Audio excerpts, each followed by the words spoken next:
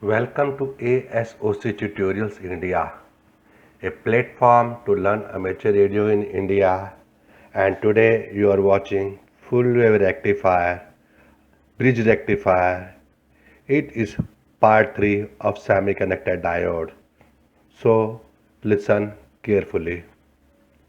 First, you remember previous session working of a full wave rectifier center tap. A diagram has been shown on your image. I had told you when a diode anode is positive with respect to cathode, then it conduct called forward bias. When anode is negative with respect to cathode, it does not allow to free flow of current and called reverse bias. We apply an AC voltage to input transformer. During the positive half circle of AC voltage, terminal 1 will be positive, center tap will be at 0 potential and terminal 2 will be at negative potential. See the diagram.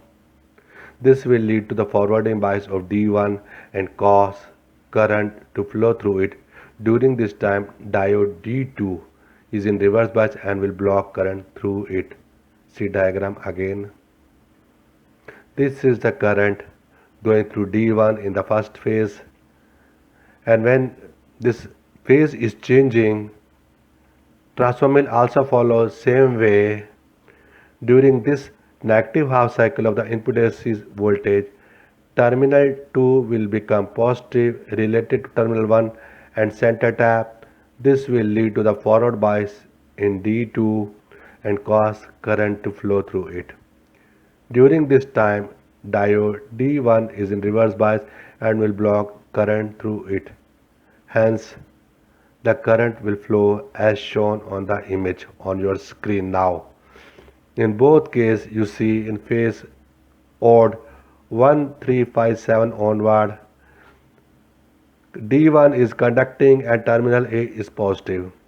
And during even phases, D2 is conducting, and in both cases A terminal is positive. Result RL is getting positive supply in every phase and O is nearest with respect to A negative. In simple words, I can say during the positive cycle diode D1 conducts and during the negative cycle diode D2 conduct. And just repeating again, in the simple words, during the positive cycle diode D1 conduct and during the negative cycle diode D2 conduct. So this way they work alternatively. As a result, both half cycles are allowed to pass through. This is the graph. You can see on screen how the AC voltage is coming through the transformer and crossing through D1 and D2. As a result, RL is getting both positive half phases. So here the average DC output is almost twice for DC with respect to half wave rectifier, and compare as shown you in image also. Now coming on bridge rectifier. Working of full wave rectifier, bridge rectifier. When the supply is coming, AC supply is coming, D2 become forward bias and it will conduct, and hence electricity will pass through D2, and negative supply on the opposite side come to D3, it will be in reverse bias, and when energy is passing through A, it will go to RL. D1 is already in reverse bias and D4 become forward bias, hence the current will pass through a path just going on your screen. The circuit is complete, showing you again T2, RL, D4 over. Now if you see input wave, how D2 and D4 they are working together in phase 1, 3, 5, so on. The moment AC is changing, phase is changing, it will first go to D3, D3 become forward bias, and negative supply will go to D2, D2 will be in reverse bias, hence This positive supply via D3 will go to A. From A, no other option, it will pass through RL towards O.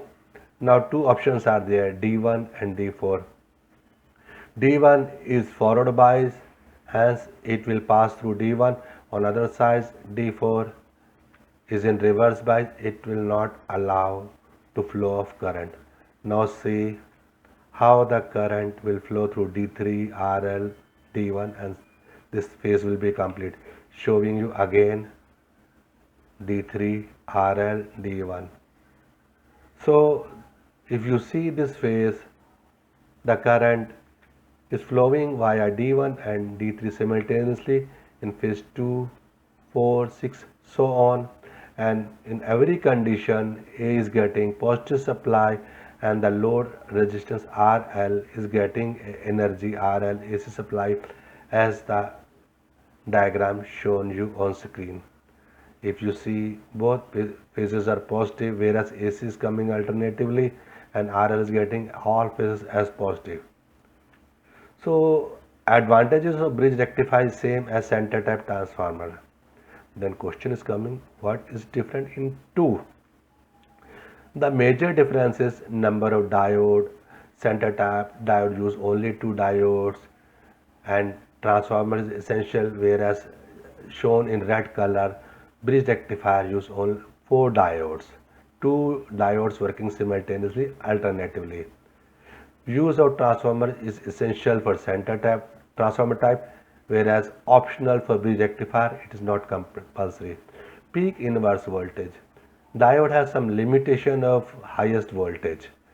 So in center tap transformer rectifier, it is twice because negative supply is coming from negative side of transformer, whereas this case is not there for bridge rectifier.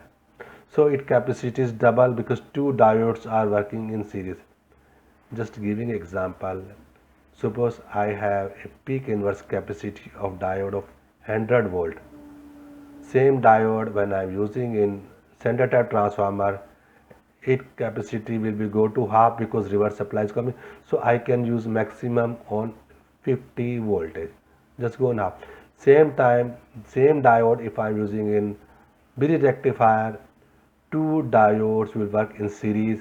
They will share their capacity, hence instead of 100 volt they can now work on 200 volt. So on higher side voltage, bridge rectifier is recommended. Voltage across diode. Voltage works on at least minimum EV voltage. In case of silicon, 0.7 voltage. If the supply itself is less than 1 volt or 1 volt, then center tap transformer will work because for one diode the energy is more than 0.7 volt, but same time two diodes working in series, they require double voltage, so they will not come in forward bias even the supply is positive, but it is just 1 volt lesser than required. So center tap transformer type power supply is recommended on low voltage. Economy, efficiency, cost factor. Transformer is costly, taking some space, whereas bridge rectifier, diodes are economy, no need of such transformer.